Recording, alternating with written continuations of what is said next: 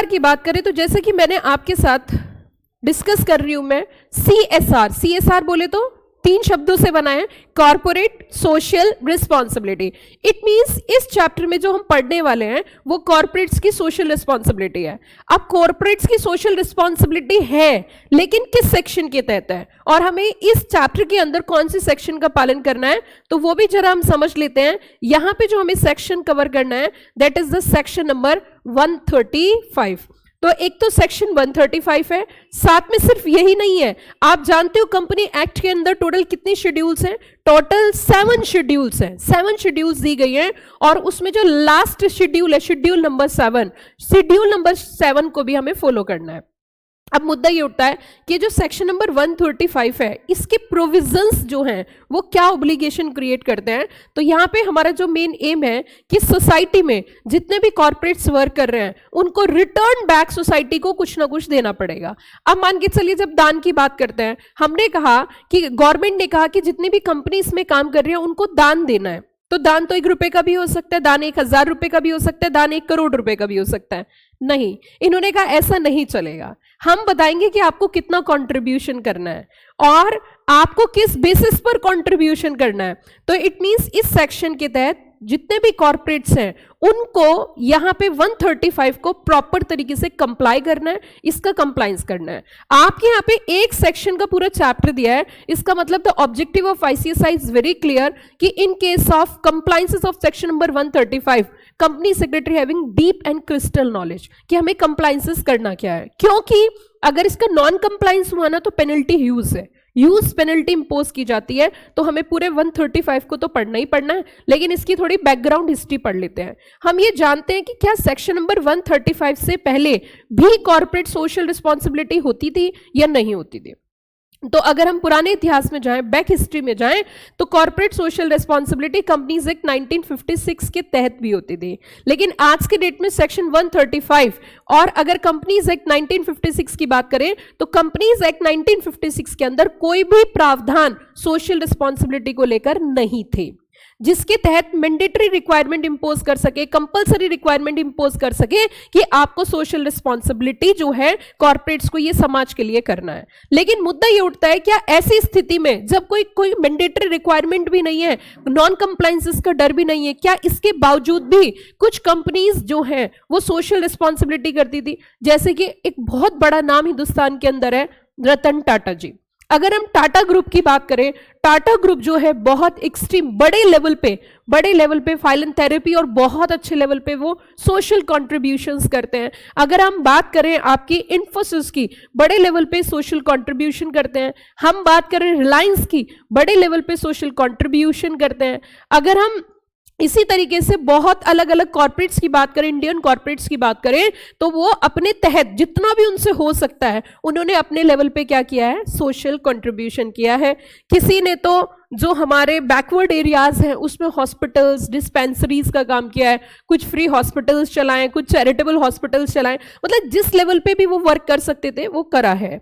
लेकिन अब जो है कंपनीज एक्ट 1956 में तो नहीं था, लेकिन कंपनीज एक्ट 2013 में पूरा कंप्लायंसेस बताया, पूरे फॉर्मेट दिया कि आपको कंट्रीब्यूशन कब करना है। 2 अलग अलग बातें सुनना, आपको कंट्रीब्यूशन कब करना है, कंट्रीब्यूशन किसको करना है, कंट्रीब्यूशन कितना करना है और कंट्रीब्यूशन किस एक्टिविटी में करना है। मेरी 4 बातें समझ लेना, अगर तुम्हें 4 पॉइंट समझ में आ गया ऑब्वियस सी बात है पूरा चैप्टर क्लियर हो जाएगा। सबसे पहली बात, क्या हर एक कॉर्पोरेट को कंट्रीब्यूशन करना है या कॉर्पोरेट डिफाइन है? कॉर्पोरेट में तो आपकी इंडियन कंपनी भी हो सकती है और कॉर्पोरेट में तो आपकी फॉरेन कंपनीज भी हो सकती है।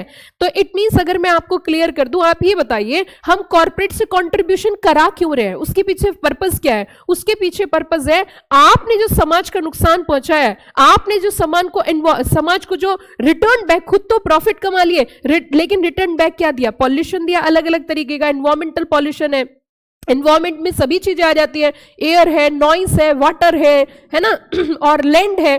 तो इन्होंने कहा कि रिटर्न बैक सोसाइटी को आपको कुछ अच्छे काम करने पड़ेंगे। अब अच्छे काम इन द सेंस क्या हो सकता है, what I mean by the अच्छे काम, या आप इस पैसे को कहां कंट्रीब्यूट करोगे, या कितना कंट्रीब्यूट करोगे। तो पहली चीज, इसमें इंडियन कंपनी भी कवर हो गई है और इसके अंदर फॉरेन कंपनीज भी कवर हो चुकी हैं, है ना। इंडियन कंपनीज भी कवर है और साथ में मैंने क्या बोला था, फॉरेन कंपनीज भी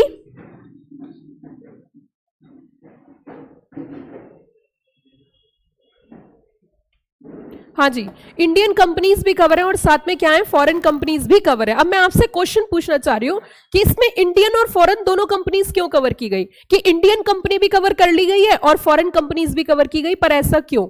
ऐसा बच्चों इसलिए हुआ है क्योंकि ये बताइए, क्या हमारी इंडियन कंपनी ज्यादा पॉल्यूशन क्रिएट करती है, फॉरेन कंपनीज भी करती है? फॉरेन कंपनीज भी करती है। हमने कहा भाई देख, कोई यहाँ पे भेदभाव कुछ नहीं है, चाहे इंडियन कंपनी है, फॉरेन कंपनी, उसकी कोई ब्रांच ऑफिस है, जो जो पॉल्यूशन क्रिएट करता है उसको क्या करना पड़ेगा, कंट्रीब्यूशन करना पड़ेगा। आपको एक मजेदार किस्सा बताती हूँ। जब हमारे यहाँ पे कोका कोला कंपनी का इंडिया के अंदर बिजनेस करती थी, तो इंदिरा गांधी जी ने कहा जी हमारा देश अभी अभी आजाद हुआ है और हमारे समाज को जो है बहुत ज्यादा सोशल कंट्रीब्यूशन की जरूरत है, क्योंकि हम उस चीज से उभरना चाहते हैं। कोका कोला ने कहा जी मैं आपको ठंडा मतलब कोका कोला तो बेचूंगा, लेकिन सोशल कंट्रीब्यूशन नहीं करूंगा। अब आप जानते हो इंदिरा गांधी जी जो है वो बहुत ही ज्यादा तेज दिमाग की और बहुत तेज सर्रार नेता और बिना डर के बिना भय के काम करने वाली नेता थी। उन्होंने कहा जी हमें नहीं चाहिए तुम्हारी कोका कोला, हम तो शिकंजी पी लेंगे, हम तो यहाँ पे हम नहीं पिएंगे कोका कोला, लेकिन हमारे समाज के लिए तुम्हें कंट्रीब्यूशन करना पड़ेगा, क्योंकि तुम हमारी जमीन में डिगिंग करके पानी निकाल के कोका कोला बना रहे हो। तो यहाँ पे आप जानते ही कोका कोला कैसे बनती है ना, जानते ही होंगे आप इस बात को, तो कि उसमें कुछ पाउडर टाइप डलता है, पानी तो होता है, पानी में ही तो मिक्स करते हैं। तो इट मीन्स, हाँ भैया इतना नहीं पता मुझे, ना मैं पीती ना मुझे पता। अब सुनो मेरी बात, काम की बात सुनो। तो मैंने कहने का मतलब यह है कि कोका कोला ने इंदिरा गांधी जी से साफ इनकार कर दिया कि हम आपको सोशल कॉन्ट्रीब्यूशन के रूप में 25 पैसे भी नहीं देंगे। ठीक है, अब ऐसी स्थिति में इंदिरा गांधी जी ने हाथ जोड़ लिए, जी तुम जाओ वापस लौट के, कि लौट के बुद्धू घर को आए और जान बची तो लाखों पाए। फिर कुछ दिनों बाद ताजमहल के आसपास टोपी लगा के फ्री में कोका कोला पिलाते हुए मिले, और उन्होंने इस बात को एक्सेप्ट किया कि नहीं, क्योंकि देश बहुत बड़ा है, पॉपुलेशन बहुत ज्यादा है। आप जानते हो कितना ज्यादा कोल्ड ड्रिंक इंडिया के अंदर सेल होती होगी, कितनी एक्सट्रीम बड़े लेवल की पॉपुलेशन है, और जहां जिस कंट्री में इतनी बड़ी पॉपुलेशन होती है वहां बिजनेस कितना बड़ा होता है। अगर मान के चलिए आपका कितना भी अच्छा बिजनेस है, लेकिन पॉपुलेशन ही नहीं है तो उसे खरीदेगा कौन? तो इट मीन्स यहाँ पे एक बड़ी मार्केट है। तो उन्होंने फिर वापसी करी, और वापसी करते हुए वादा किया जी हम भी क्या करेंगे, सोशल कंट्रीब्यूशन करेंगे। अब हमें कुछ कहने की जरूरत नहीं, अब सरकार को यह बात बोलने की जरूरत ही नहीं है कि आपको सोशल कंट्रीब्यूशन करना है, क्योंकि सेक्शन 135 खुद ही बोलता है, section 135 is applicable to the companies, तो आपको इसका पालन करना पड़ेगा। तो फिर से वापसी लौटते हैं और चैप्टर को आगे बढ़ने से पहले कुछ चीजें समझते हैं। हमने कहा ये बताइए क्या हर एक कंपनी कवर है? Answer is yes. अब दूसरा मुद्दा उठता है, मैं आपके सामने एक प्रश्न रखती हूं कि आपने कहावत सुनी होगी कि गांव बसा नहीं और मांगने वाले पहले पहुंच गए। क्या आपने कहावत सुनी है कि गांव बसा नहीं और मांगने वाले पहले पहुंच गए? इसका मतलब क्या, इसकी इंटरप्रिटेशन क्या है? आपके हिसाब से आप इसकी इंटरप्रिटेशन क्या करोगे? इसकी इंटरप्रिटेशन क्या है कि गांव बसा नहीं और मांगने वाले पहले पहुंच गए? इसकी इंटरप्रिटेशन क्या है? हाँ जी, हाँ देखो ये सीएस के बच्चे तो ऐसी बातें बोलेंगे, गांव बसा नहीं है और मांगने वाले पहले पहुंच गए। इसका मतलब क्या है? इसका मतलब बेटा एकदम साफ है कि देखिए, आप जब दान की बात करते हो, आप दान पुण्य की बात करते हो, तो वो उसी कंपनी से लोगे जिसके पास प्रॉफिट्स होंगे। अगर कोई नई कंपनी है और उसके पास प्रॉफिट्स है ही नहीं, अगर कोई नई कंपनी है और उसके पास प्रॉफिट्स है ही नहीं, तो उसको सोशल कंट्रीब्यूशन नहीं करना। इसका मतलब मुद्दा साफ है। अब सोशल कंट्रीब्यूशन का मतलब तो आप समझ सकते हो। हमने पहला क्वेश्चन क्या था हमारा, वहीं पे टिके रहना है कि ये किसको कंट्रीब्यूशन करना है। दूसरा, क्या प्रॉफिट मेकिंग को करना है, नॉन प्रॉफिट? तो आंसर इज सिर्फ profit making company. Indian company को करना है, फॉरेन कंपनी को करना है, सबको करना है। अगला क्वेश्चन, अब कंट्रीब्यूशन की जब बात होती है तो कोई प्रिस्क्राइब परसेंटेज होनी चाहिए, है ना, नहीं तो कंपनी बोलेगी 100 रुपए दान कर दिए, कम है क्या? दान तो दान होता है, स्वेच्छा से होता है, ऑन चॉइस से होता है। लेकिन यहाँ पे कंपनीज एक्ट ने लिमिट इंपोज करी कि आप जो सोशल कंट्रीब्यूशन करोगे ना उसकी एक लिमिट होगी, मिनिमम इतना तो करना ही है। अब कोई कंपनी कहने लगी जी हमें तो ज्यादा दान करना है, हम तो बहुत ज्यादा दान करना चाहते हैं, कि क्यों, कि हमारी तो इच्छा है जी। तो बताइए क्या ऐसी स्थिति में हम उनसे मना कर देंगे? हाँ जी, बताइए क्या हम उससे मना कर देंगे? नहीं भैया, हम आपसे दान नहीं ले सकते। आपको थोड़ा सा मैं बता देती हूं, अभी मैं चैप्टर पढ़ा नहीं रही हूं, चैप्टर की स्टार्टिंग कर रही हूं। ये देखिए, spend in every financial year at least 2% of average net profits. इसमें कहीं पर भी ये बात नहीं लिखी, आप इसमें कहीं पर भी देखोगे उन्होंने ये नहीं कहा कि सिर्फ प्रॉफिट मेकिंग कंपनी को कंट्रीब्यूशन करना है। इन्होंने कहा जो परसेंटेज है ना वो प्रॉफिट्स कंपनी के ऊपर है, कंपनी के प्रॉफिट्स के ऊपर परसेंटेज है। इट मींस फाइनेंशियल ईयर में कम से कम 2% of the average net profit होना चाहिए। कितने परसेंट जरा बताना? 2% of the average net profit of the company. इसका मतलब साफ हो गया कि ये भी बात तय कर दी कि कंट्रीब्यूशन कितना कम से कम करना है। तीन बातें समझ में आई। फोर्थ पॉइंट की ओर बढ़ते हुए कि ये जो पैसा आपके पास आएगा, जो पैसा आप कंट्रीब्यूट करोगे, उन्होंने कहा जी हमने जो एम्प्लॉयज का वेलफेयर फंड क्रिएट किया है, कंट्रीब्यूशन हो गया। उन्होंने कहा जी हमने तो जो एम्प्लॉयज है ना, अगर किसी एम्प्लॉय की डेथ हो जाती है तो उसके घर वालों को हम सर करोड़ों रुपए देंगे। सर ये जो परसेंटेज है ना वो एम्प्लॉयज के लिए खर्चा करेंगे सर, ये हमारी मर्जी है, सोशल कंट्रीब्यूशन कर रहे हैं। लॉ ने कहा आपकी एक नहीं चलेगी। हमने कहा क्यों नहीं चलेगी एक भी? कि आपकी एक भी नहीं चलेगी। कि क्यों नहीं चलेगी सर जी? क्योंकि कंट्रीब्यूशन आप कहां करोगे ये हम बताएंगे। हमने कहा जी हमें तो पता ही नहीं। तो that's very clear, it is to be mention under schedule number 7। Schedule 7 के अंदर एक्टिविटीज डिफाइन है कि आपको कंट्रीब्यूशन कहां कहां पर करना है। तो एक बात साफ हो गई है कि आप अपनी मर्जी से कंट्रीब्यूशन नहीं करोगे। Activities are defined in schedule 7। सिर्फ उन्हीं एक्टिविटीज में आप क्या कर सकते हो? कंट्रीब्यूशन कर सकते हो। क्लियर या ऑल क्लियर? क्या इतनी बात समझ में आ गई चैप्टर की? तो इसका मतलब हमें सेक्शन 135 तो पढ़ना ही पढ़ना है। साथ में हमें जो पढ़ना है वो क्या पढ़ना है बच्चों? शेड्यूल नंबर 7, जिसके अंदर एक्टिविटीज डिफाइन है कि किन किन एक्टिविटीज के अंदर आपको सोशल कंट्रीब्यूशन करना पड़ेगा। क्लियर या ऑल क्लियर? यहां तक बात समझ में आ गई। आगे है आपकी companies corporate social responsibility policy rules 2014। अब धीरे धीरे हम बढ़ते हैं और चैप्टर की ओर आगे चलेंगे। सबसे पहली चीज इसमें टॉपिक्स देख लेते हैं। तो टॉपिक में इन्होंने कहा जी पहला टॉपिक है इंट्रोडक्शन, सेकेंड टॉपिक है रेगुलेटरी फ्रेमवर्क, तीसरा टॉपिक है सीएसआर कमेटी, चौथा टॉपिक है एक्टिविटीज, फिफ्थ है सीएसआर एक्सपेंडिचर, सिक्स्थ है computation of net profit, seventh है डिस्क्लोजर रिक्वायरमेंट, एट्थ है consequences of non compliances, 10th है CSR portal. These are the total topics which are covered in this chapter and single section है, साथ में rules है और साथ में शेड्यूल जिसका हमें पालन करना है। Are you got the point everybody? तो अब हम धीरे धीरे इंटरप्रिटेशन सीखेंगे और थोड़ा सा यहाँ पे समझते हैं। इन्होंने कहा the concept of social corporate social responsibility is all about corporate giving back to the society. It means यहाँ पे जो कॉर्पोरेट्स हैं वो वापस किसको कर रहे हैं? सोसाइटी को वापस कर रहे हैं। तो ये इसकी रिक्वायरमेंट है, कंप्लायंसेस है, मैंडेटरी ऑब्लिगेशन है कंपनी की। अब देखो आगे इन्होंने क्या कहा। Companies Act 2013 mandates companies falling under certain class to form CSR committee on CSR activities. Spend at least a fixed expenditure on CSR activities. Spend करना at least एक fixed percentage किसके ऊपर जरा बताना? यस कम ऑन, किसके ऊपर खर्चा करना है? CSR activities. अब मुझे यहाँ पे आप फिलअप करो। फिक्स्ड एक्सपेंडिचर मिनिमम कितने परसेंट है? 2% of average net profit of preceding. हाँ, तो अब देखिए CSR एक्टिविटीज कहाँ पे डिफाइन है? शेड्यूल नंबर 7 में। अब आगे चलते हैं बच्चों। हमने कहा what is the objective of CSR? Legal provisions of companies act 2013, rules made there under related to CSR। सबसे पहले इन्होंने कहा आपको CSR कमेटी का गठन करना है, to constitute a CSR committee in the company. जब आप अलग अलग कमेटीज पढ़ोगे ना तो उसमें ऑडिटर कमेटी होगी, उसमें नॉमिनेशन रेम्युनरेशन कमेटी होगी, उसमें स्टेक होल्डर रिलेशनशिप कमेटी होगी, उसके अंदर आपको एक CSR कमेटी भी नजर आएगी। जब हम कमेटीज वाला चैप्टर पढ़ेंगे, मैं लिंकिंग बना रही हूँ आपको, इंटरलिंक कर रही हूँ, तो जब हम कमेटीज वाला चैप्टर पढ़ेंगे तो उसमें से एक कमेटी आपको CSR कमेटी नजर आएगी। कौन कौन सी कमेटी बताई मैंने जरा बताना? ऑडिट कमेटी है, नॉमिनेशन रेम्युनरेशन कमेटी है, स्टेक होल्डर रिलेशनशिप कमेटी है, CSR कमेटी है। तो ये जो CSR कमेटी है टाइप्स ऑफ कमेटीज में आती है। और जब भी हम कमेटी की बात करते हैं तो ये कमेटी में होता कौन है? कमेटी के मेंबर्स होते हैं, लेकिन कमेटी के जो मेंबर्स होते हैं वो बोर्ड ऑफ डायरेक्टर्स ही होते हैं।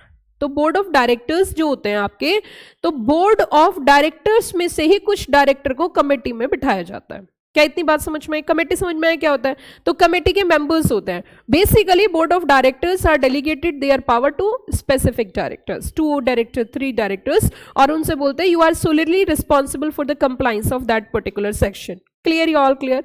सो जब हमारी सीएसआर कमेटी की कॉन्स्टिट्यूशन की बात होती है, तो सीएसआर कमेटी का जो कॉन्स्टिट्यूशन है, some of the committees are mandatory constituted as per provision of companies act, and some of the committees are recommendatory constituted. It means recommendatory का मीनिंग है it's own choice of the company, that's your sole choice, sole power, कि आपको constitute करना है, constitute नहीं करना।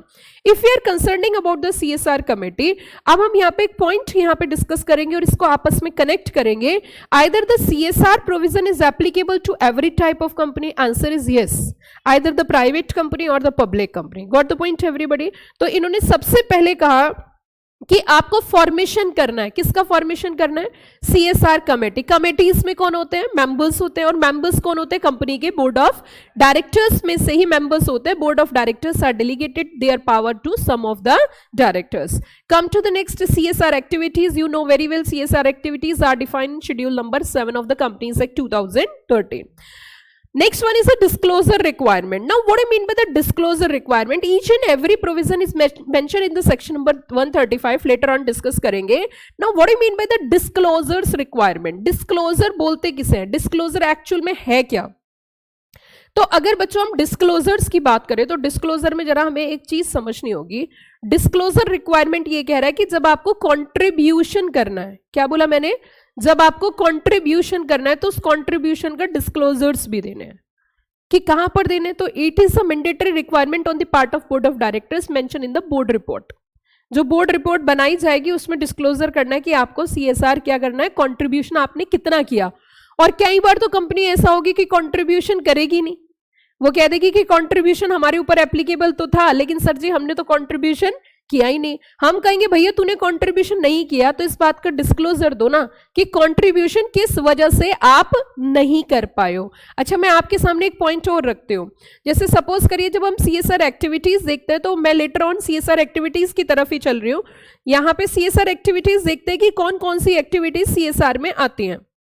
तो schedule 7 को जरा देखते हैं। यहां पे लिस्ट है, list of CSR activities, schedule number 7 of the companies act 2013. Some of the activities are specified in schedule 7, some of the activities are defined the schedule 7, and इसमें पहली एक्टिविटी आपको नजर आएगी कि देश में से भूखमरी मिटाओ, eradicating hungry, poverty, malnutrition, promoting health care including preventive health care, sanitation including contribution to जो Swachh Bharat Kosh setup by the central government. आपको मैं बता देती हूँ, हमारा देश जो है ना आस्था का देश है। हमारे देश के अंदर जो है भक्ति में बहुत विश्वास है लोगों को, चाहे कॉर्पोरेट्स हैं, चाहे कितना भी बड़ा आदमी है, लेकिन वो भगवान को जरूर मानता है, भगवान को जरूर पूजता है, और वो हर क्षण हर पल यही बोलता है कि मैं आज जो भी हूँ उसका पूरा क्रेडिट मेरे भगवान को है, उसके बिना कुछ नहीं हो सकता है। जैसे कि आपने देखा होगा हमारे देश के अंदर अभी महाकुंभ चल रहा है एंड इन इलाहाबाद, और वो 144 साल बाद, मतलब 144 ईयर्स के बाद वो आता है। अभी वहां पर भी आप नोटिस करोगे, कॉर्पोरेट पॉइंट ऑफ व्यू से मैं अगर बताऊं तो वहां पर आपका जो अडानी ग्रुप है, अडानी ग्रुप का वहां पे प्रॉपर तरीके से जो है उन्होंने आउटलेट बना रखा है जिसमें खाना चल रहा है। डेली बेसिस 1.5 से 2 लाख लोग वहां पे खाना खाते हैं।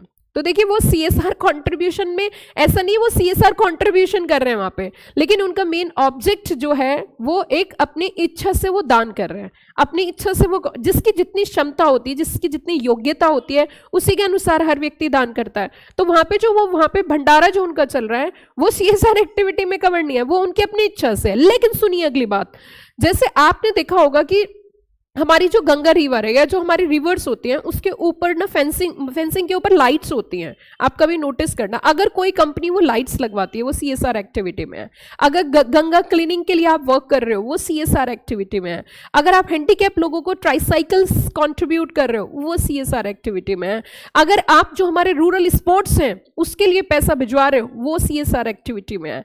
अब मुद्दा ये उठता है कि कई बार एक बात बताइए, अगर कोई कंपनी सिचुएटेड जो है वो आपकी सिडकुल हरिद्वार CIR में, सिडकुल इंडस्ट्रियल एरिया वहां पे सिचुएटेड है। अब वहां के लोग सफर कर रहे हैं ना, पॉल्यूशन वहां के लोग सफर कर रहे हैं, तो क्या CSR कंट्रीब्यूशन वो कंपनी कह रही है जी मैं तो दिल्ली में करूंगी, तो क्या दिल्ली में जो वो CSR कंट्रीब्यूशन करेंगे वो वाजिब है आपके हिसाब से?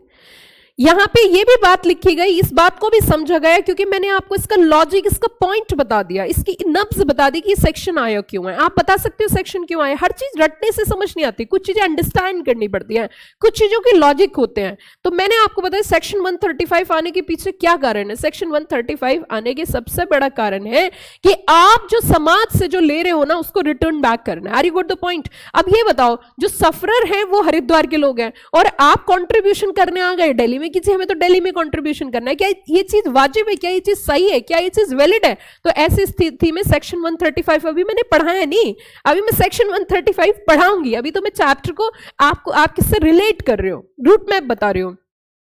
तो मुद्दा उठता है, इन्होंने कहा जी एक काम करो, ये जो CSR कंट्रीब्यूशन करोगे ना, शैल बी प्रेफरेंस जो होगी वो लोकल एरिया होगी। क्या बोला मैंने? प्रेफरेंस क्या होगी? Local area. आपको लोकल एरिया में कंट्रीब्यूशन करना है। आपको, अगर आपने देखे कई बार जब हम किसी हम किसी टेंपल में जाते हैं या हम कहीं पर बेसिकली आप किसी दर्शन करने जाते हैं तो कई सारे ट्रैक्स होते हैं, जिससे आपको मैं एक छोटा सा एग्जांपल देती हूँ। जैसे आपने देखा होगा यहां पर गोवर्धन में गोवर्धन परिक्रमा होती है, तो पैदल पथ करके पैदल लोग चल के परिक्रमा देते हैं। उसके ट्रैक पर, वहां के ट्रैक पर अगर कहीं पर पानी का कोई टैप्स हैं जिसमें ठंडा पानी, गर्म पानी, स्वच्छ पीने का पानी आता है, वो भी CSR एक्टिविटी में कवर होता है, वो भी CSR में कवर किया जाता है। गंगा रिवर की क्लीनिंग है, वो भी CSR एक्टिविटी में कवर किया जाता है। तो इस अगर यमुना की भी भगवान की तरह से क्लीनिंग हो जाए तो वो भी CSR एक्टिविटी में कवर होता है। आप समझ रहे हो ना? वो पता है किस चीज में आ जाता है वो, अगर हमारे जो पुराने तत्व, जो पुरानी चीजें बनी हुई है, जैसे कि रेड फोर्ट है हमारा और जी ताजमहल है हमारा, और बहुत सारी ऐसी चीजें हैं, उनका जो अगर मेंटेनेंस के लिए पैसा दिया जाता है वो भी CSR एक्टिविटी में आता है। अगर हम सेव टाइगर्स के लिए कुछ टाइगर रिजर्व वगैरह कुछ कंट्रीब्यूशन करते हैं तो वो भी हमारा CSR एक्टिविटी में आता है, क्योंकि आगे चल के हम फ्लोरा और फौना की भी बात करेंगे। इस शायद बचपन में आपने साइंस में पढ़ा होगा फ्लोरा एंड फौना। तो देखिए कौन कौन सी एक्टिविटी हैं जो CSR एक्टिविटी में कवर होती हैं। तो सबसे पहले तो इन्होंने कहा भाई साहब, अगर देश के अंदर बच्चा सुनिए, देश का बच्चा अगर पेट भर के खाना खा के सोएगा तो देश जो है वो तरक्की की ओर है। अगर देश में कोई भी व्यक्ति रात को भूखा सोता है, एक के पास इतना खाना है कि वो फेंकता है और एक के पास इतना भी खाना नहीं कि उसका पेट भर जाए, तो ये देश की सबसे बड़ी दिक्कत है। तो पहले पॉइंट पे जो इन्होंने कहा कि कॉर्पोरेट्स की, हाँ जी, कि सबसे पहले आपको जो है eradicating hungry poverty and malnutrition. आपने देखा होगा पहले आमिर खान जो एक ऐड करते थे, मैल न्यूट्रिशन का मतलब होता है, इस पे काफी काम चल रहा है मैल न्यूट्रिशन पे। मैल न्यूट्रिशन का मतलब होता है कि हमारी बॉडी को एसेंशियल न्यूट्रिएंट्स की जरूरत होती है, लेकिन कई बार गरीब व्यक्ति जो है वो उतने एसेंशियल न्यूट्रिएंट्स नहीं ले पाता, तो उसमें डिफिशियंसी हो जाती है, कैल्शियम की डिफिशियंसी हो जाती है, आयरन की डिफिशियंसी हो जाती है, अलग अलग डिफिशियंसीज हो जाती हैं। तो इन्होंने कहा इसको मिटाओ भाई, मैल न्यूट्रिशन जो है ना, इसीलिए आपने देखा होगा हमारे देश के अंदर अब एक स्कीम चलती है और ये स्टेट गवर्नमेंट की रिस्पॉन्सिबिलिटी रहती है, जो कि आंगनवाड़ी के थ्रू उसे फुलफिल करते हैं कि अगर जगह जगह उसका एरिया डिफाइन होता है कि जो बच्चा हो गया है या अगर बच्चा होने वाला है तो उसके लिए कुछ इसेंशियल न्यूट्रिएंट्स जाते हैं, जैसे कि दलिया जाता है, दाल जाती है, घी जाता है, रिफाइंड जाता है, कुछ चीजें जो गवर्नमेंट प्रोवाइड करती है जिससे हमारे आने वाला भविष्य जो है उसमें कुपोषण ना हो, मैल न्यूट्रिशन ना हो। Are you got the point everybody? आगे कहते हैं promoting health care including preventive health care, sanitation, contribution to Swachh Bharat Kosh setup by the central government, safe drinking water. अभी मैंने आपको जो एग्जांपल दिया था, मैंने कहा था जो हमारे ट्रैक्स होते हैं, देखिए सेफ ड्रिंकिंग वाटर अगर हम प्रोवाइड कर रहे हैं तो वो भी किस में आ रहा है? CSR activity. मैंने आपको एग्जांपल दिया, जैसे कि आप वैष्णो देवी जाते हो, उसके ट्रैक पे, वहां पे जब जाते हैं तो ट्रैक पे पैदल चलना पड़ता है, पहाड़ की चढ़ाई करनी पड़ती है, बीच बीच में आपको सेटअप्स दिखेंगे, पानी के टैप्स दिखेंगे, वो भी CSR। ऑयल इंडिया ने CSR कॉन्ट्रीब्यूशन किया था वहां पे, CSR एक्टिविटी के तहत वहां पे वो सब ट्रैक्स चल रहे, पानी के जो टैप्स है वो। तो सेफ ड्रिंकिंग वाटर भी किसमें कवर किया जाता है? CSR activity. आगे देखिए promoting education including special education. यहां पे जो ये वर्ड यूज किया इन्होंने स्पेशल एजुकेशन, कि जो आपको CSR का कंट्रीब्यूशन करना है वो स्पेशल एजुकेशन के लिए। अब स्पेशल एजुकेशन का मतलब क्या होता है वो भी थोड़ा सा हम समझ लेते हैं। स्पेशल एजुकेशन का मतलब होता है जब एक व्यक्ति मेरी और आपकी तरह प्रॉपर तरीके से साउंड नहीं है, उसके अंदर कोई दिक्कत हो जाती है। जैसे कुछ बच्चे बोल नहीं पाते, डीफ हैं, है ना, बोलते नहीं है तो उन्हें सुनते भी नहीं है, तो उनकी एजुकेशन भी स्पेशल में आ जाती है। कुछ बच्चों के साथ कुछ इश्यूज हो जाते हैं, वो भी स्पेशल में आ जाते हैं। लाइक कोई ना कोई उनके साथ डिसेबिलिटी होना, वो बहुत बड़ी डेफिनेशन है, तो उसके लिए भी अगर कंट्रीब्यूशन करते हैं तो वो भी किस में आ जाता है आपका, स्पेशल एजुकेशन में। Employment enhancing vocational skills. अब ये वोकेशनल स्किल्स जो है ना, ये भी जरूरी है, क्योंकि हमारे देश के अंदर पहले तो बीए एमए करते थे। बीए कर लिया, एमए कर लिया, एमएड कर लिया, फिर भी जॉब नहीं है, क्योंकि उनके पास कोई एक्स्ट्रा, आपके पास कोई टेक्निकल स्किल नहीं है, आपके पास कोई वोकेशनल स्किल नहीं है। तो इन्होंने वोकेशनल स्किल पे भी बोला, और स्पेशली ध्यान दिया चिल्ड्रंस पे, वुमेन पे, elderly, differently abled livelihood enhancement project. आगे इन्होंने कहा भाई साहब ये सबसे बड़ी समस्या है कि क्या, कि भैया जी बेटी बचाओ बेटी पढ़ाओ। इन्होंने कहा जेंडर इनइक्वलिटी, कि जेंडर इनइक्वलिटी मतलब ये ज्यादातर जो है प्रमोटिंग जेंडर इक्वलिटी होना चाहिए, क्योंकि अगर इनइक्वलिटी हो गई, जेंडर इक्वलिटी का मतलब एक समान होने चाहिए, लड़के भी होने चाहिए लड़कियां भी। अगर खाली लड़के लड़के होते चले जाएंगे तो उनकी शादी कहां से होगी भाई, बड़ी दिक्कत आ जाएगी। तो इट मींस ये जेंडर इक्वलिटी की बात कर रहे हैं, और यहाँ पे ऑब्वियस सी बात है हर व्यक्ति यही चाहता है, ज्यादातर जनरली सोच सबकी यही होती है कि हमारे बेटा होना चाहिए, ऐसी सोच होती है, क्योंकि थोड़ा सुपीरियर कॉम्प्लेक्स आता है कि बेटा है। वो बात अलग है, बेटी होने के बाद सब खुश हो जाते हैं, लेकिन प्राइमा फेसी, अच्छा इंसान जो है ना, प्लीज ध्यान दीजिए मेरी बात पे, इंसान जो है ना अपने हिसाब से अपनी लाइफ को चलाना चाहता है, वो अपना कंफर्ट जोन चाहता है। जैसे किसी के पहले बेटा है तो अब वो भगवान से दुआ करेगा मेरे बेटी हो, क्योंकि उसे अपने हिसाब से सब कुछ चलना है। इंसान जो है ना एक नंबर का सेल्फिश है, उसे बस भगवान से एक्सपेक्टेशंस होती है कि अब ये हो, अब ये हो, अब ये हो। तो इट मींस कहीं ना कहीं इन्होंने जेंडर इक्वालिटी की बात करी। आगे वुमेन एम्पावरमेंट, एम्पावरिंग वुमेन, इन्होंने कहा महिलाओं को जो है आपको पावर देने की जरूरत है। ठीक है, कोई बात नहीं। अब महिलाएं तो पहले पावरफुल बहुत थी, क्योंकि काली का रूप जो है, माताओं बहनों का आपने काली का रूप भी देखा होगा, जब कभी वो गुस्से में आ जाती हैं तो अलग अलग रूप होते हैं, है ना। सरस्वती का रूप भी है, लक्ष्मी का रूप भी है, और कभी कभी जब गुस्से में होती है तो काली का रूप भी धारण कर लेती है। फिर उनका औजार अस्त्र जो होते हैं वो कुछ भी हो सकते हैं, इट में भी चकला, इट में भी बेलन, इट में भी वॉट एवर भी था इज अवेलेबल। तो अब सुनिए जरा, एम्पावरिंग वुमेन की अगर हम बात करें, setting up homes and hostels for women and orphans, setting up old age homes, ये देखिए इसमें भी आप पैसा खर्च कर सकते हो। वैसे हमारे देश के अंदर ओल्ड एज होम्स की जरूरत तो थी नहीं, लेकिन आने वाला भविष्य जो है वो इसी तरफ बढ़ रहा है। पहले हमारे देश के अंदर ओल्ड एज होम्स की जरूरत ही नहीं थी, आप इस बात को जानते भी होंगे।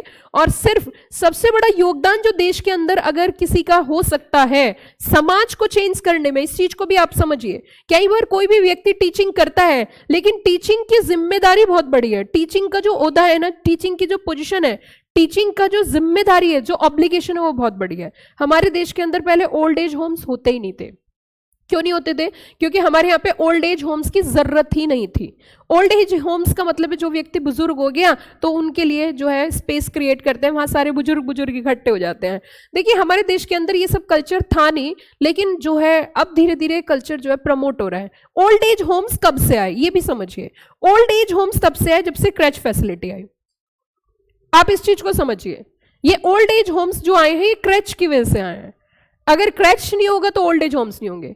आप देखिए जब बचपन में छोटा बच्चा है उसको क्रैच में छोड़ रहे हो, और आप अपनी सॉफ्टवेयर इंजीनियर हो, आप कंपनी के डायरेक्टर हो, आप कंपनी के मैनेजिंग डायरेक्टर हो, भाई साहब आप जो है ऊंचाई पे जा रहे हो और बच्चे को नीचे गिरा रहे हो, वो उसे क्रैच में छोड़ जाते हो। आप किसी के पास भी छोड़ के जा रहे हो, इसका मतलब वो उस बच्चे के साथ कोई भी ट्रीटमेंट कर रहा है, क्योंकि जो ट्रीटमेंट मम्मी पापा कर सकते हैं, दादा दादी कर सकते हैं, वो कभी भी दूसरा नहीं कर सकता, क्योंकि वो जॉब कर रहा है, और जो जॉब करता है वो जॉब की तरह ही ट्रीट करता है।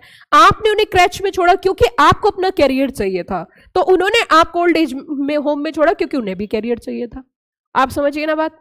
तो मुझे लगता है ये इक्वल टू चलता है। तो फर्स्ट प्रायोरिटी वही है कि कर्मा रिटर्न बैक है। तो हमारे देश के अंदर ओल्ड एज होम्स भी नहीं थे, तो ओल्ड एज होम्स को तो सब डिनाई करते हैं, ओल्ड एज होम्स पे तो क्वेश्चन मार्क है। तो मेरे हिसाब से उस हिसाब से क्रैच पे भी क्वेश्चन मार्क होना चाहिए। बच्चे के, आपको भी पता है स्कूल भेजने की आयु जो है ना बच्चे की 6 साल हो गई है। जानते हो आप इस बात को कि छोटे बच्चे को स्कूल भेजने का जो लॉजिक है ना वो 6 ईयर्स है, लेकिन मम्मी पापा चाहते हैं कि हमारा 2 साल का बच्चा फ्रेंच बोले, इंग्लिश में बात कर, है ना। ये expectations are very high. In return back आप उसे क्या दे रहे हो किसी को नहीं पता।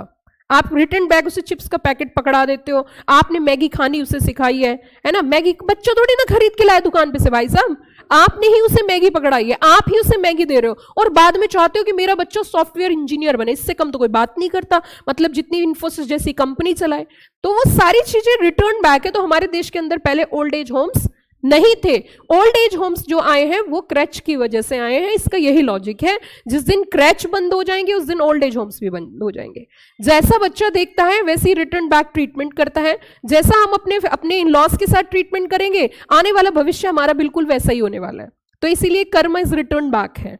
आगे चलते हैं थोड़ा सा। तो ये अगर आप setting up old age homes पे भी पैसा खर्च करते हो तो ये भी एक CSR एक्टिविटी है।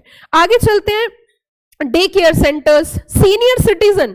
सीनियर सिटीजन, वैसे तो देखो मैं आपको एक बात बताने वाली हूं, आने वाले 20-25 साल में सीनियर सिटीजन बचेंगे नहीं, ठीक है। सीनियर सिटीजन तक इंसान बचेगा, सरवाइव नहीं कर पाएगा भाई साहब, ये बात सच है। सीनियर सिटीजन तक वो, आपको पता है पहले कितने साल के लोग रहते थे? 100+। अब आपको बहुत कम लोग 100+ दिखेंगे, 90+ बहुत कम लोग नजर आएंगे। आप खुद देख लीजिए आपके घर में कितने बच्चों के दादा दादी जी हैं, बताना जरा, हाथ उठाना, कितने बच्चों के दादा दादी हैं, बताओ। अभी आपकी एज ही क्या है? आपकी एज, आपके दादाजी की एज मैक्सिमम 60s में होगी, 65-70 ईयर्स के आसपास होंगी, इससे ज्यादा एज नहीं होगी आपके दादाजी की। हो सकता है, एक्सेप्शन इज ऑलवेज देयर। अभी तो पुरानी जनरेशन चल रही है, आने वाला भविष्य देखना, दादाजी ढूंढने से नहीं मिलेंगे, दादी जी ढूंढने से नहीं मिलेंगे, क्योंकि दादी जी तो पिज्जा वाली, बर्गर वाली, इंस्टा वाली थी, तो दादी जी तो चल बसी, है ना।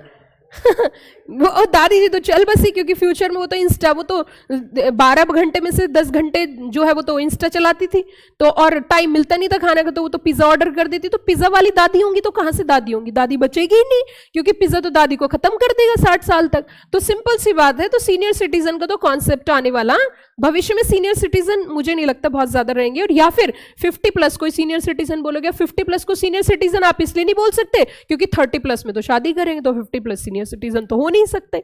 तो ये सारी कहानी खराब हो चुकी है। अब आगे चलते हैं, reducing inequality faced by social economically backward groups. आगे कहते हैं, आगे सुनिए, देखिए ये हमारे देश की जरूरत है, जो मैं आपको पढ़ा रही हूं ना, this is the requirement of our country.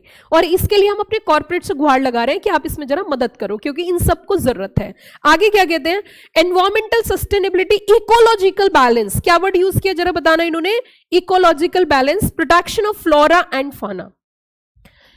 आपने छोटे क्लास में जब साइंस पढ़ा होगा तो साइंस में आपने लॉजिक पढ़े होंगे कि अर्थवॉर्म, आपने देखा होगा पहले अर्थवॉर्म्स होते थे, है ना। जब बारिश पड़ती है तो वो कहां से आते हैं? अब कोई कहते हैं वो पानी से आते हैं, बारिश में आते हैं, कोई कहते हैं वो जमीन में से निकलते हैं। आपके पास क्या आंसर है? Please please keep quiet, please please. हाँ जी, अर्थवॉर्म्स जो होते हैं वो कहां से आते हैं? अर्थवॉर्म आपने देखे होंगे ना, केचुए जिसे बोलते हैं। कहां से आते हैं केचुए?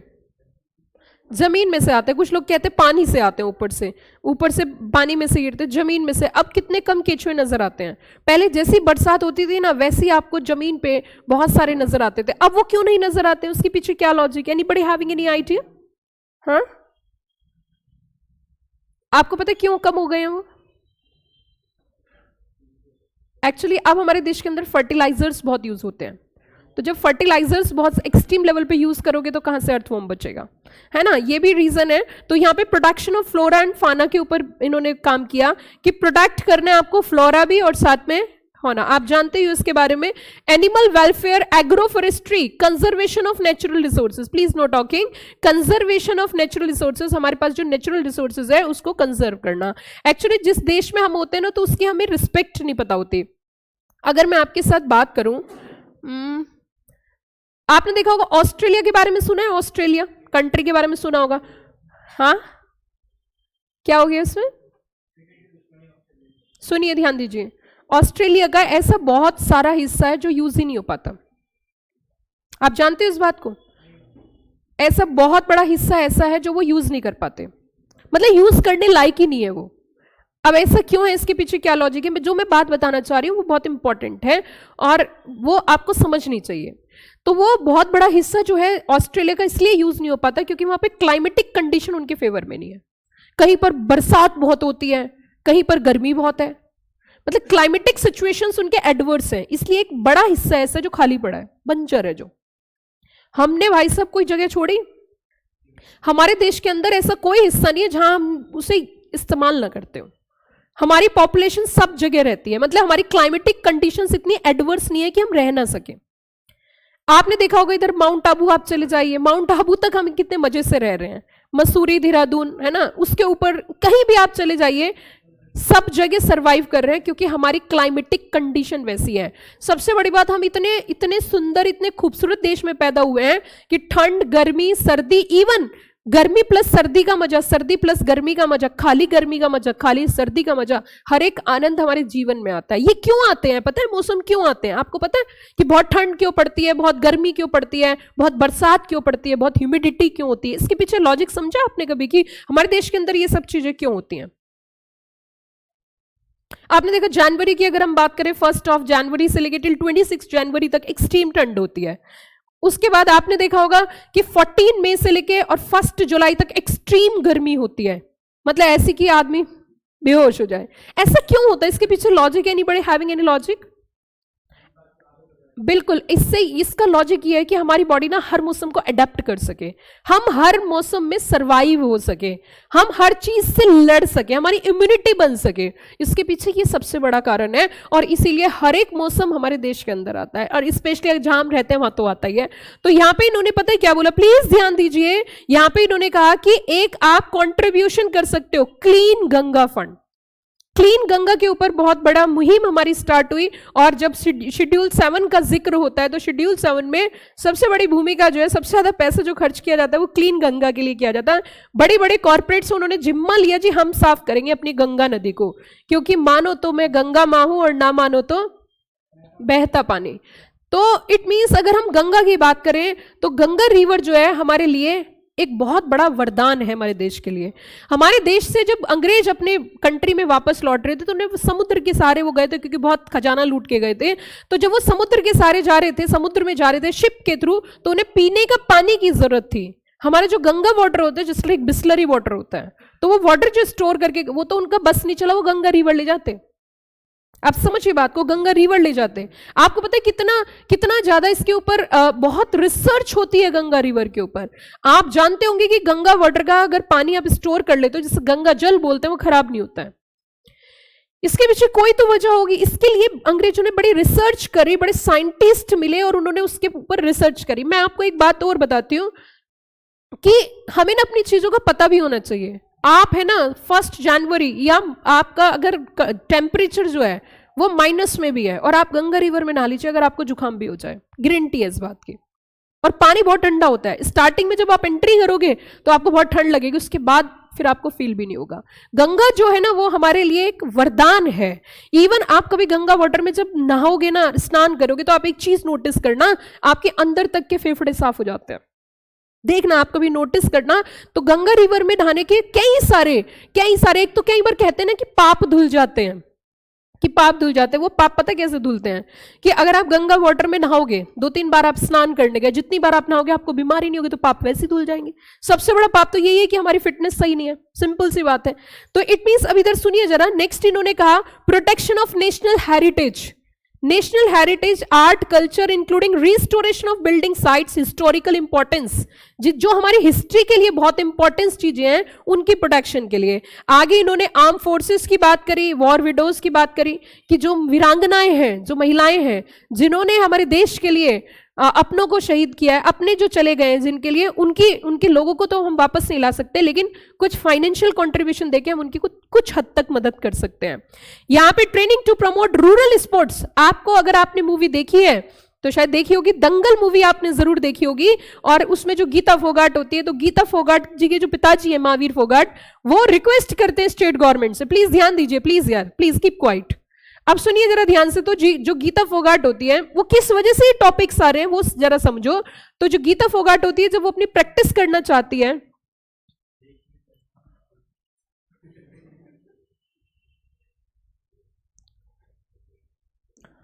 एक तो होता है कि पता, चलो खैर छोड़ो, अब इस सुनो।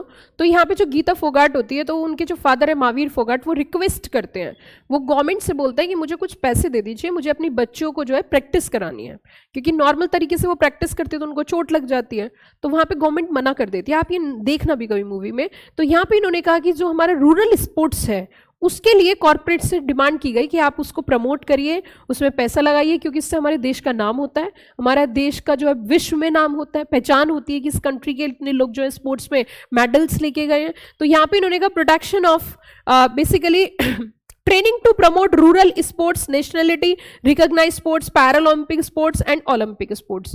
तो यहाँ पे भी कंट्रीब्यूशन कर सकते हैं। उसी के साथ contribution to prime minister national relief fund, contribution to incubators. You know very well what I mean by the incubators. Incubator जो शब्द आया है ना, वो आया है जैसे कि आपका एग होता है, तो एग को जो है इंक्यूबेट करके उसमें से बच्चा निकलता है। It means at a nascent stage, एक नवजात स्थिति में अगर कोई किसी को हेल्प कर दे तो वो एक बड़ा वृक्ष बन जाता है, वो सरवाइव कर जाता है। इंक्यूबेटर्स का मतलब होता है जो इनिशियल स्टेज में बिजनेस होते हैं, जो स्टार्टिंग के बिजनेस होते हैं, उनकी मदद आप कर सकते हो, इंक्यूबेशन से उसे निकाल सकते हो। तो उसमें क्या बोला, contribution to incubators, research and development projects in the field of science and technology. ये आपका जो है बेसिकली कोविड की वजह से एक बड़ा चेंज आया था, और आप देख भी रहे हो substituted by the notification in the year 2020। And Covid जब हमारे देश के अंदर आया था तो उसमें बहुत सारे रिसर्च चले थे कि हम कोविड का कोई भी वैक्सीनेशन ला सकें।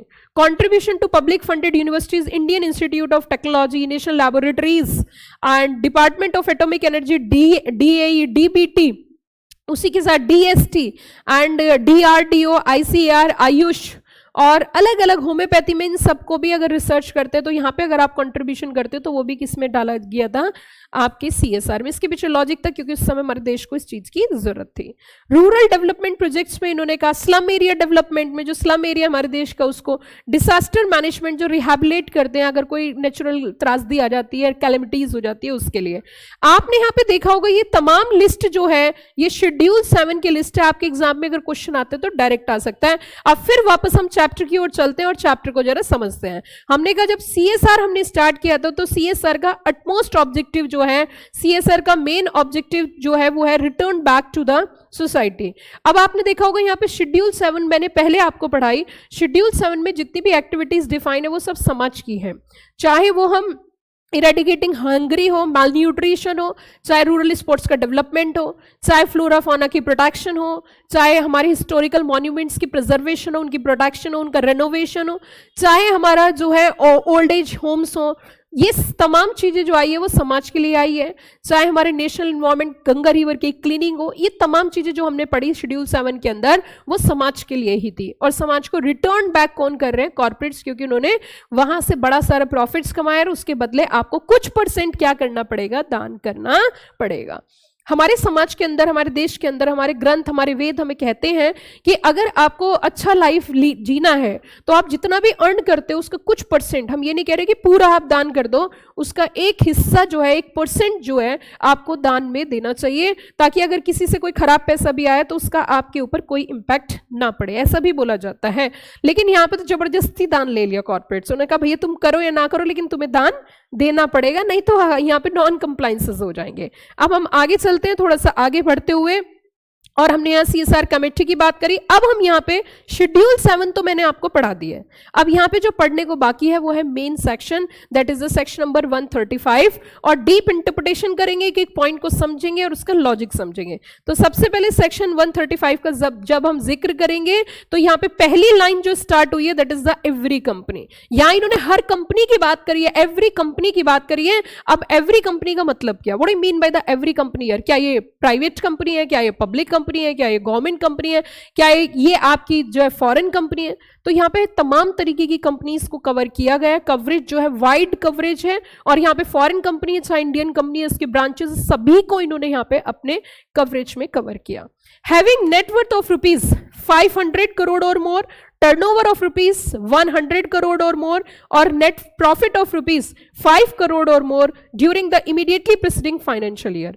पहले मैं इसके इंटरप्रिटेशन करने से पहले इस पूरे सेक्शन का आपको ओवरव्यू दूंगी, और फिर उसके बाद एक एक पॉइंट की हम क्या करेंगे? इंटरप्रिटेशन करेंगे। वैसे तो मैंने ये बेयर एक्ट से बना रखा है, लेकिन इसमें मैंने इसके जो सब हेडिंग्स हैं उसको जरा हम देखते हैं। तो सबसे पहले सेक्शन 135 को देख लेते हैं कितने सबसेक्शंस में डिवाइड है। अगर हम बात करें सेक्शन नंबर 135 सबसेक्शन 1, तो इसके अंदर इन्होंने कहा जी आपको CSR कमेटी का कॉन्स्टिट्यूशन करना पड़ेगा। लेकिन कौन सी वाली कंपनीज को? जिसके ऊपर सेक्शन 135 एप्लीकेबल होता है। क्या बोला मैंने? जिसके ऊपर सेक्शन 135 एप्लीकेबल होता है। एप्लीकेबिलिटी के लिए इन्होंने 3 चीजें बोली है। उसमें 2 बहनें हैं और एक इनका बड़ा भाई है। मैं याद करने की भी टेक्निक बता देती हूं। सीएसआर की जो एप्लीकेबिलिटी है उसके लिए 3 चीजें हमें चेक करनी है। पहली बात, हर एक कंपनी कवर है। दूसरी चीज इन्होंने कहा कि अगर आपको सीएसआर के प्रोविजंस कंप्लाई करने तो एप्लीकेबल रिक्वायरमेंट्स होगी। क्वेश्चन नंबर 1, क्या सीएसआर हर एक कंपनी पे एप्लीकेबल है? Answer is yes. लेकिन उसमें भी एप्लीकेबल तभी है अगर एक क्राइटेरिया पूरा करता है। तो क्राइटेरिया बड़े आसान तरीके से आपको याद करा देती हूं। 2 बड़ी बहनें और इनका एक बड़ा भाई है। 2 बहनें मतलब 5 2 बहनें हैं और उनका डबल जो है वो बड़ा भाई है। तो मैं आपको बताती हूं, यहाँ पे 500 करोड़ और मोर आपकी नेटवर्थ है, 5 करोड़ और मोर अगर आपका प्रॉफिट है, और 1000 करोड़ और मोर अगर आपका टर्नओवर है। इनमें से कोई भी क्राइटेरिया अगर कंपनी का फुलफिल होता है तो उसको मैंडेटरी रिक्वायरमेंट है कि उसके ऊपर सीएसआर के प्रावधान, सीएसआर के प्रोविजंस आर एप्लीकेबल। उसको सीएसआर की रिक्वायरमेंट्स पूरी करनी पड़ती है। क्लियर होगी बात? चलिए जी, अब कॉन्स्टिट्यूशन ऑफ सीएसआर कमेटी। तो हमने यहाँ पे पहले पॉइंट में समझा कि सीएसआर कमेटी का क्या करना है, constitution. Come to the next. अब हम जब सेक्शन 135 सबसेक्शन 1 का प्रोविजो पढ़ेंगे, और जब भी कभी प्रोविजो आता है इसका मतलब एक बात साफ है कि एक एक्सेप्शन है। प्रोविजो जब दिया जाता है तो नॉर्मल प्रोविजन का एक अपवाद होता है, एक एक्सेप्शन होता है। ये क्या कहता है? सीएसआर कमेटी का गठन करना पड़ेगा तो उसकी ना कंपोजिशन समझते हैं कि कमेटी में कितने लोग रहेंगे। तो यहां जब इन्होंने कमेटी की बात करी तो इन्होंने कहा कि इसके अंदर जो है आपके 3 और मोर डायरेक्टर्स होंगे। आप इस लाइन पर अगर ध्यान दो, 3 और more directors out of which 1 director shall be ID, 1 director shall be independent director. It means अगर हम बात करें तो इन्होंने कहा 3 और more directors out of which at least 1 director shall be an independent director. अब इसको हमें थोड़ा सा समझना पड़ेगा। जब हम इसे समझेंगे तो इसमें समझने वाली ये बात आएगी कि क्या ये प्रोविजन आपका प्राइवेट कंपनी के ऊपर भी लागू होता है? Answer is yes. क्या पब्लिक कंपनी के ऊपर भी लागू होता है? Answer is yes. लेकिन जब हम इंडिपेंडेंट डायरेक्टर की बात करते हैं तो सेक्शन 149 के तहत इंडिपेंडेंट डायरेक्टर्स के प्रोविजंस आपकी प्राइवेट कंपनी के ऊपर एप्लीकेबल नहीं होते। These provisions are applicable only to a public company provided एक क्राइटेरिया अगर फुलफिल कर दे। इंडिपेंडेंट डायरेक्टर का क्राइटेरिया अगर फुलफिल करते हैं तो ही इंडिपेंडेंट डायरेक्टर अपॉइंट करने की जरूरत है। अब मुझे आप ये बताइए, प्राइवेट कंपनी में तो आईडी अपॉइंट होगा नहीं, और अगर हम प्राइवेट कंपनी के मिनिमम डायरेक्टर की रिक्वायरमेंट बात करें तो वहां पे तो कम से कम 2 डायरेक्टर चाहिए, 3 की तो जरूरत है ही नहीं। तो यहां पे इन्होंने सेक्शन 135 का प्रोविजो में बात बोली कि अगर आपकी कंपनी में रिक्वायरमेंट नहीं है तो 2 डायरेक्टर से भी काम चल जाएगा और इंडिपेंडेंट डायरेक्टर अपॉइंट करने की जरूरत नहीं है। क्या बोला मैंने? 2 डायरेक्टर से भी काम चल जाएगा और इंडिपेंडेंट डायरेक्टर अपॉइंट करने की जरूरत नहीं है। क्लियर या ऑल क्लियर? क्या ये बात यहां पे समझ में आ गई सबको? चलिए जी, अब देखिए इधर आगे कहते हैं कि आपको डिस्क्लोजर्स देने हैं। कंपोजिशन ऑफ सीएसआर कमेटी में कौन कौन है? सीएसआर कमेटी के फंक्शंस बताएं, और फंक्शंस में इन्होंने बोला एम, आर और एफ। क्या क्या बोला जरा बताना? एम, आर और साथ में क्या बोला? एफ। एमआरएफ क्या है? ये मॉनिटर, रिकमेंड और फॉर्मुलेट। मतलब ये क्या क्या करेंगे? जो कमेटी होगी उसका फॉर्मुलेशन का काम होगा, कमेटी का रिकमेंडेशन का काम होगा और कमेटी का मॉनिटरिंग का वर्क होगा। तो ये सारी चीजें बोली। उसी के साथ अगला पॉइंट मैंने आपको क्या बताया था कि जब हम सीएसआर कमेटी की बात करते हैं तो सीएसआर कमेटी को जो एक काम और करना है, एक्सपेंडिचर करना है। कितना % एक्सपेंडिचर करना है? कम से कम 2%। कितना बोला था जरा बताना है? Average 2% of net profit of the company during 3 immediately preceding financial years. पिछले 3 साल का एवरेज का 2%। ठीक है बच्चों? और यहाँ पे प्रेफरेंस जो देनी है किसे देनी है? Local area. तो अब इसका हम डीप इंटरप्रिटेशन स्टार्ट करते हैं सेक्शन का। तो सेक्शन का जब हम डीप इंटरप्रिटेशन स्टार्ट करेंगे तो पहले ही सब सेक्शन से हम स्टार्ट करेंगे। इसमें टोटल अगर सबसेक्शंस की मैं बात करूं तो आपके जो है टोटल यहाँ पे 9 सबसेक्शंस हैं। कितने सबसेक्शंस है जरा बताना? सेक्शन 135 के टोटल 9 सबसेक्शन है। तो 1 से लेके जैसे हम 9 तक पहुंचेंगे तो हमारा सेक्शन नंबर 135 जो है वो क्या हो जाएगा बच्चों? खत्म हो जाएगा।